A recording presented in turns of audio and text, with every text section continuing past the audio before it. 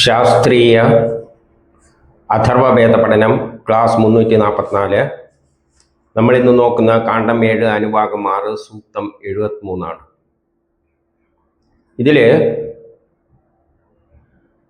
അശ്വനി കുമാരന്മാരെ പോലെ നമ്മളെ കർമ്മങ്ങൾ ചെയ്യുന്ന കർമ്മങ്ങളെ നിയന്ത്രിക്കുന്ന ശക്തി വിശേഷങ്ങളാണ്. കർമ്മങ്ങളെ നിയന്ത്രിക്കുക എന്ന് പറഞ്ഞാൽ ഗ്രഹങ്ങളാണ് നമ്മളെ കർമ്മങ്ങളെ നിയന്ത്രിക്കുന്നത്. നമ്മളെ പ്ലാനെല്ലാം ഗ്രഹങ്ങളുടെ ചലനം അനുസരിച്ചാണ് എല്ലാം അറേഞ്ച് ചെയ്തിരിക്കുന്നത്. അപ്പം ഗ്രഹങ്ങളുടെ ചലനം, ഗ്രഹങ്ങൾ ചലിക്കുമ്പോൾ അത് ഒരു ബലം നമ്മുടെ ശരീരത്തിൽ ചലിക്കുന്ന ഒരു ബലം നമ്മുടെ ശരീരത്തിൽ പ്രയോഗിക്കും. അത് നമ്മുടെ നാഡികളിലൂടെ നമ്മളെ മനസ്സിനെയെല്ലാം നിയന്ത്രിക്കുന്നുണ്ട്. ആ ബലങ്ങളെയാണ് അശ്വനി കുമാരന്മാർ എന്ന് പറയുന്നത്. അത് സൂര്യനാണ് പ്രധാന ബലം. അത് സൂര്യൻ്റെ പുത്രന്മാരാണ് അശ്വനി കുമാരന്മാരാണെന്ന് പറയുന്നത്. പക്ഷേ ആ നിലയിൽ കാണേണ്ട എല്ലാ ഗ്രഹങ്ങളും ആകർഷിക്കുന്നുണ്ട്. അതിൻ്റെ ബലമാണ് അശ്വനി കുമാരന്മാർ. അത് ചലിക്കുന്നതനുസരിച്ചാണ് ഇവിടെയുള്ള എല്ലാ കർമ്മങ്ങളും മുന്നോട്ടേക്ക് പോകുന്നത്. അപ്പം അതിനനുസരിച്ചിട്ടുള്ള ഒരു സൂക്തമാണിത്. അപ്പം നമുക്ക് എന്താണ് പറയുന്നതെന്ന് നോക്കാം. അഥർവവേദം കാണ്ഡം 7 അനുഭാഗം 6 സൂക്തം 73. ഋഷി അഥർവൻ, ദേവത, ധർമ്മം, അശ്വിനികള്, ഛന്ദസ്, ജഗതി, ബൃഹസ്പതി, തൃഷ്ടുപ്പ്. സമിദ്ധോ അഗ്നിർവൃഷണ രഥി ദേവി സപ്തോ ധർമ്മോ ദുഹ്യത്തെ വാമിഷേ മധു വയം ഹി വാം പുരുതമാസോ അശ്വിന ഹവാമഹേ സധമാദേശു കാരവ. സമിദ്ധോ അഗ്നിരശ്വിന തപ്തോ വാം ധർമ്മ ആഗതം ദുഹ്യന്തേ നൂനം വൃഷണേഹ ധേനവോ ഭസ്ര മദന്തി വേദസ സ്വാഹാകൃത ശുചിർദേവേഷു യജ്ഞോ യോ അശ്വിനോ ശമസോ ദേവപാന തമു വിശ്വേ അമൃതാസോ ജൂഷാണ ഗന്ധർവസ്യ പ്രത്യാസ്നാരിഹന്തി യദുശ്രിയാ സ്വാഹതം കൃതം പയോയം സ വാമശ്വിന ഭാഗ ആഗതം മാധി ധർത്താര വിദധസ്യ സത്പതി തപ്തം ധർമ്മ പിബദം രോചനേ ദിവ തപ്തോ വാം കർമ്മോ നക്ഷതു സുഹോത പ്രവാമധര്യുശ്ചരതു പയസ്വാൻ മധോർദുഗ്ധരയാശിന തനായ വീതം പാദ പയസ ഉശ്രിയയാ ഉപദ്രവ പയസാ ഗോധുഘോഷമാ ധർമ്മേ സിഞ്ച പയ ഉശ്രിയായ വിനാകുമഖ്യത് സവിത വരേണ്യോനു പ്രയാണമുഷസോ വിരാജതി ഉപഹ്വയേ സുദഘാം ധേനുമേതാം സുഹസ്തോ ഗോധുഗുദ ദോഹദേനാം ശ്രേഷ്ഠം സവം സവിത സോവിഷന്നോഭിധോ ഘർമ്മസ്തതു ഷു പ്രവോചത് ഹിം കൃണ്വതി വസുപത്നി വസൂനാം വത്സമിച്ഛന്തി മനസ്സാ ന്യാഗൻ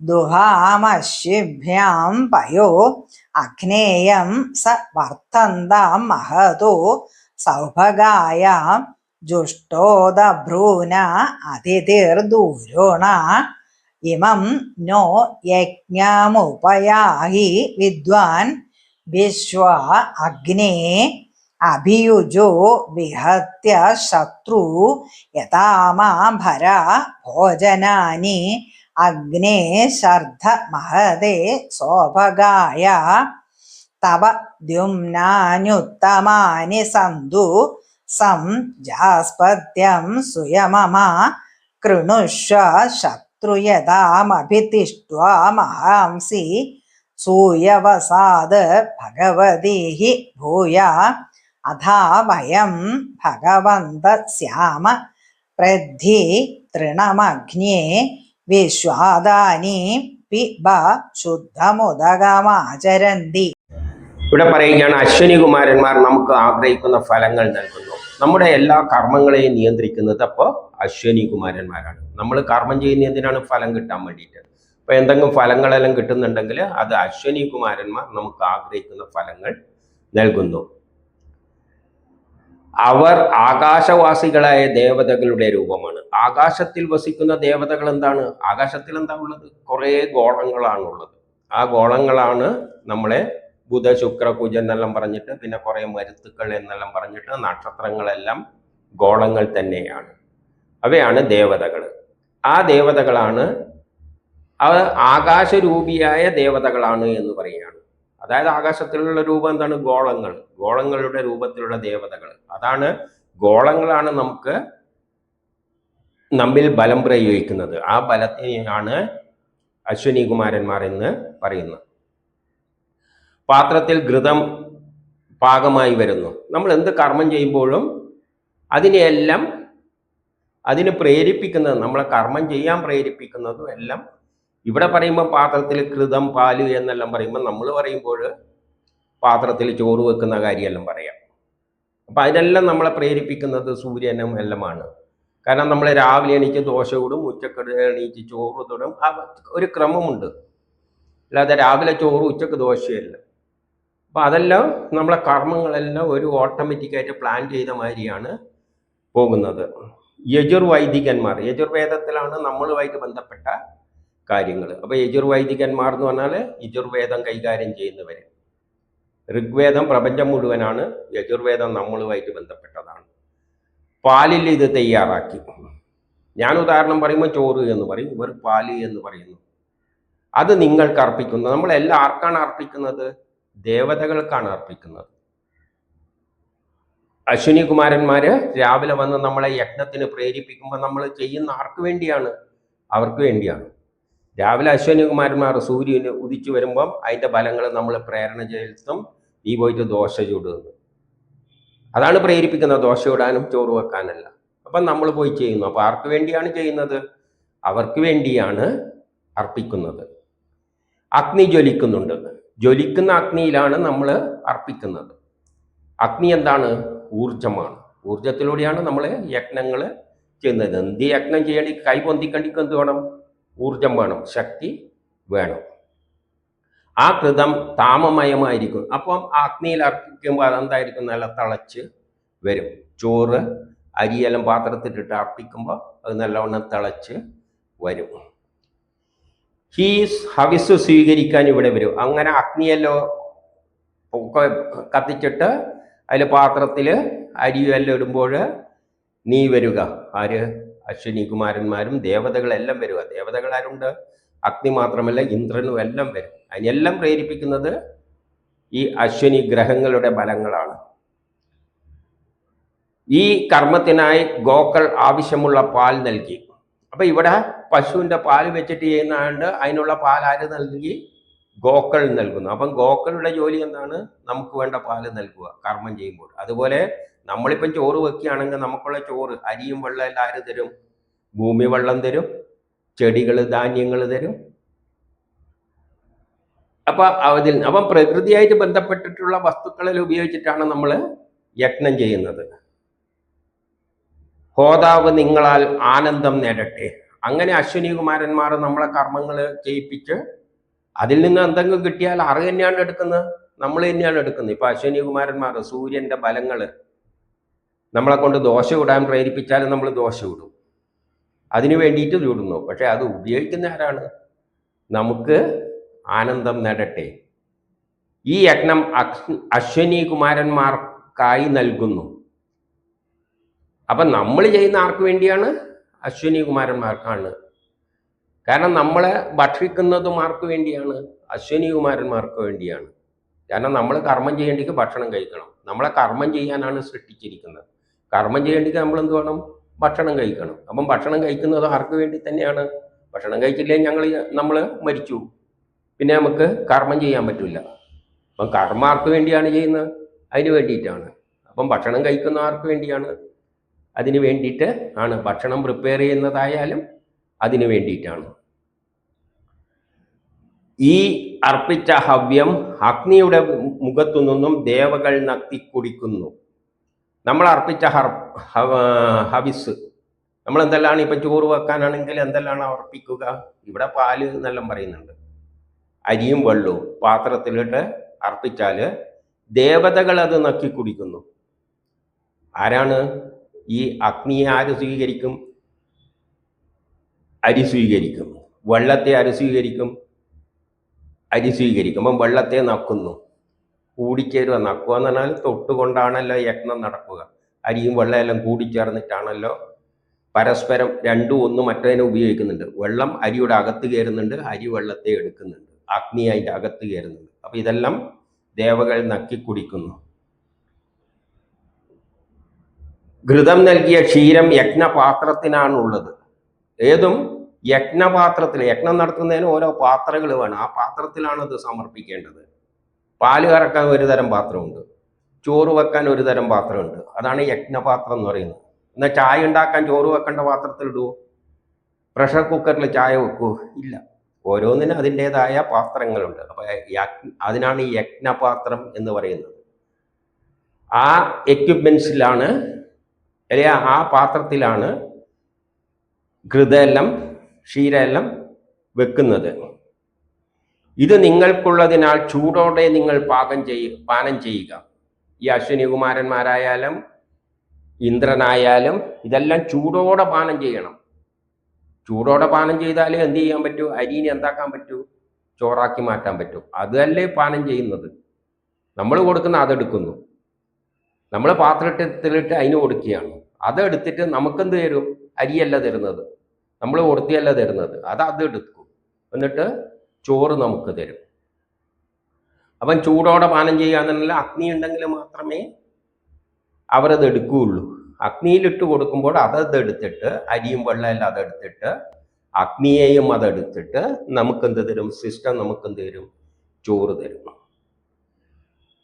ഇത് നിങ്ങൾ രണ്ടുപേരും പാനം ചെയ്യണേ. അശ്വിനി കുമാരന്മാരെന്തുണ്ട്? ഒരു ബലം എന്ന് പറയുന്നത് അതിൽ രണ്ട് ബലങ്ങളുണ്ട്, ഹൊറിസോണ്ടൽ കോമ്പോണൻറ്റും വെർട്ടിക്കൽ കോമ്പോണൻറ്റും. എപ്പോഴും ബലങ്ങളെ പറ്റി പഠിക്കുമ്പോൾ അതിനെ രണ്ട് ബലങ്ങളായിട്ട് സ്പ്ലിറ്റ് ചെയ്തിട്ടാണ് പഠിക്കുക. ഒരു ബലത്തിൽ രണ്ട് ബലമുണ്ട്. അതാണ് ട്രയാങ്കുലർ ലോ എന്നെല്ലാം ഫിസിക്സിലെ എഞ്ചിനീയറിങ്ങിലെല്ലാം പറയും. അപ്പം അത് പഠിച്ചവർക്ക് പറയുന്നതിൻ്റെ അർത്ഥം പെട്ടെന്ന് മനസ്സിലാകും. വൈദികർ പാൽ താപമയമായ ഘൃതത്തിൽ ഒഴിക്കുക. അവൻ യജ്ഞം ചെയ്യുന്നവരെന്ത് വേണം? പാല് താപമയമായ ഘൃതത്തിലാണ് ഒഴിക്കേണ്ടത്. ഈ പാൽ, വെണ്ണ, ഘൃതം എന്നിവ നിങ്ങൾക്കുള്ളതാണ്. ഇതെല്ലാം അവർക്ക് വേണ്ടിയാണ് സമർപ്പിക്കുന്നത്. ഒരു പായസം വെക്കുമ്പോൾ അതിൻ്റെ അകത്ത് പഞ്ചസാരയും പാലും എല്ലാം കൊടുക്കുന്നത് ആർക്കാണ്? പാത്രത്തിലിട്ട് അവിടെയുള്ള അശ്വിനി കുമാരന്മാർക്കും ഇന്ദ്രനും എല്ലാമാണ്, ദേവതകൾക്കാണ് കൊടുക്കുന്നത്. സൂര്യൻ സ്വർഗത്തെ പ്രകാശിപ്പിക്കുന്നു. ഈ യജ്ഞത്തിനെല്ലാം പ്രേരിപ്പിക്കുന്ന ആരാണ്? സൂര്യന്റെ ഫലങ്ങളാണ്. അപ്പൊ സൂര്യനാണ് സ്വർഗത്തെ പ്രകാശിപ്പിക്കുന്നത്. ഈ സൂര്യൻ ഇങ്ങനെ സഞ്ചരിക്കുകയാണ്. ഭൂമിക്ക് മുകളിലുള്ള സ്ഥലമാണ് സ്വർഗം. സൂര്യനും സഞ്ചരിക്കുന്നുണ്ട്. നമ്മളെ ഭൂമി സൂര്യന് ചുറ്റും. അത് മാത്രമല്ല, സൂര്യൻ തന്നെ ഈ 7 ലോകങ്ങളിലൂടെയും സഞ്ചരിക്കുന്നുണ്ട്, അതിനെ പ്രകാശിപ്പിച്ചുകൊണ്ട്. ഉഷസ് പോകുന്നത് ശ്രദ്ധിച്ച് അവൻ തേജസ്വിയാകുന്നു. ഉഷസ് മുമ്പ് പോകും. സൂര്യന്റെ മുമ്പിലുള്ള പ്രകാശത്തിനാണ് ഉഷസ് എന്ന് പറയുന്നത്. അപ്പോൾ ഉഷസ് പോകുന്ന കണ്ടിട്ട് അത് തേജസ്വിയാകും. സൂര്യ രാവിലെ ഉദിക്കുമ്പോൾ അതിൻ്റെ മുമ്പിലുള്ള പ്രകാശത്തിനാണ് ഉഷസ് എന്ന് പറയുന്നത്. ഉഷസ് മുമ്പ് പോകും. അതിൻ്റെ മുമ്പിലാണ് അശ്വിനി കുമാരന്മാർ പോവുക. ആ പോകുന്നതനുസരിച്ച് സൂര്യൻ എന്തായി മാറും? തേജസ്വിയായി മാറി തുടങ്ങും. രാവിലെ ഉള്ളതിനെക്കാട്ടിയും തേജസ് എപ്പോഴുണ്ട്? ഉച്ചക്ക് ഉണ്ട്. ഞാൻ പശുവിനെ വിളിക്കുമ്പോൾ വൈദികർ അതിനെ ദേഹനം ചെയ്യുന്നു. അതായത് ഈ അശ്വിനി കുമാരന്മാരെല്ലാണ് പശുക്കളെ വിളിക്കുന്നത്. രാവിലെ തന്നെ നമ്മളെ എണീപ്പിക്കും, പാല് കറക്കുന്ന നമ്മളെ എണീപ്പിക്കും, പശുവിനെ എണീപ്പിക്കും. അപ്പം ഞാൻ വിളിക്കുമ്പം പശു ഓടിപ്പിടിച്ചു വരും. എന്തിനു വേണ്ടിയിട്ട്? പാല് കറന്നു എന്ന് പറഞ്ഞുകൊണ്ട്. ഇതെല്ലാം അത് പണ്ട് ഗോത്ര കാലഘട്ടത്തിലുള്ളത് തന്നെയാണ് ഇന്നും സംഭവിക്കുന്നത്. നമ്മൾ എണീക്കുമ്പം പശു എണീച്ചിട്ടുണ്ടാവും, നമ്മൾ വിളിക്കുമ്പം പശു വരും. പശു വരുമ്പം നമ്മളങ്ങോട്ട് പോകുക, അതെന്തോ കാര്യം. ഇവിടെ ഞാൻ പശുവിനെ വിളിക്കുമ്പോൾ വൈദികർ അതിനെ കറക്കുന്നു. സവിത്യദേവൻ പാൽ നൽകുന്നു. അതില് സവിത്തൻ എന്ന് പറഞ്ഞാൽ സൂര്യൻ തന്നെ ആയിട്ട് എടുത്താൽ മതി. സൂര്യനാണ് അതിൽ പാല് നിറക്കുന്നത്. പശുവിൻ്റെ അകടിൽ പാല് നിറക്കുന്ന ആര് തന്നെയാണ്? കാലം തന്നെയാണ്, സൂര്യൻ തന്നെയാണ്. സൂര്യനിൽ നിന്ന് കിട്ടുന്ന പുല്ലെല്ലാം വളരുന്ന സൂര്യനെ കൊണ്ടാണ്. അത് കഴിക്കുമ്പോൾ ശരീരത്തിൽ നാഡികളിലൂടെ സൂര്യൻ കൺട്രോൾ ചെയ്യുന്നുണ്ട്, പശുവിൻ്റെ നാഡികളിലൂടെയല്ല. അതിനെ എന്നിട്ട് പാലാക്കി മാറ്റുന്നുണ്ട്. ഈ പശുക്കുട്ടിക്ക് ഗോവ് ആഗ്രഹമനുസരിച്ച് ക്ഷീരത്തെ കുടിപ്പിക്കുന്നു. ഈ പാൽ ആർക്കും കൂടി വേണ്ടിയുള്ളതാണ്, നമുക്ക് മാത്രമുള്ളതല്ല, പശുക്കുട്ടിക്കും വേണ്ടിയിട്ടുള്ളതാണ്. അതുപോലെ തന്നെ നമ്മൾ ചോറ് വെക്കുന്ന ഉദാഹരണം പറയുമ്പോൾ ഈ അരി ആർക്ക് വേണ്ടിയുള്ളതാണ്? നമുക്ക് മാത്രം വേണ്ടിയുള്ളതാണോ? അല്ല. അരി അതിലുണ്ടാകുന്നത് അതിൻ്റെ കുട്ടി ഉണ്ടാകാൻ വേണ്ടിയാണ്, പുതിയ കതിരുണ്ടാകാൻ വേണ്ടിയിട്ടാണ്. ചെടി അത് നമ്മൾ നടുന്നുണ്ട്, ബാക്കിയുള്ളത് നമ്മളെടുത്ത് കഴിക്കുകയാണ്. അപ്പം പശുപാല് ഉണ്ടാക്കുന്നത് നമുക്ക് വേണ്ടിയൊന്നുമല്ല, അതിൻ്റെ കുട്ടിക്കും കൂടിയാണ്. അപ്പം അതിനെയും കുടിപ്പിക്കണം. ഈ ഗോവ് ഐശ്വര്യം പ്രദാനം ചെയ്യുന്നു. ആ പശു അതിലൂടെയാണ് നമുക്ക് ഐശ്വര്യങ്ങൾ, അല്ലെങ്കിൽ പ്രകൃതിയിലുള്ള എല്ലാ വിഭവങ്ങളും നമുക്ക് ഐശ്വര്യം പ്രദാനം ചെയ്യുന്നു. എല്ലാ ഗൃഹവും സന്ദർശിക്കുന്ന അഗ്നി എല്ലാവരെയും സേവിക്കുന്നു. അതേപോലെ തന്നെ നമ്മളെല്ലാം സേവിക്കാൻ വേണ്ടിയുള്ള ഒരു സംഗതിയാണ് അഗ്നി, ഊർജം. ഊർജമുണ്ടെങ്കിലേ മനുഷ്യന് എല്ലാ ജീവജാലങ്ങൾക്കും നിലനിൽക്കാൻ പറ്റുകയുള്ളൂ. അപ്പോൾ അഗ്നി എവിടെ എത്തുന്നുണ്ട്? എല്ലാ വീട്ടിലും എത്തുന്നുണ്ട്.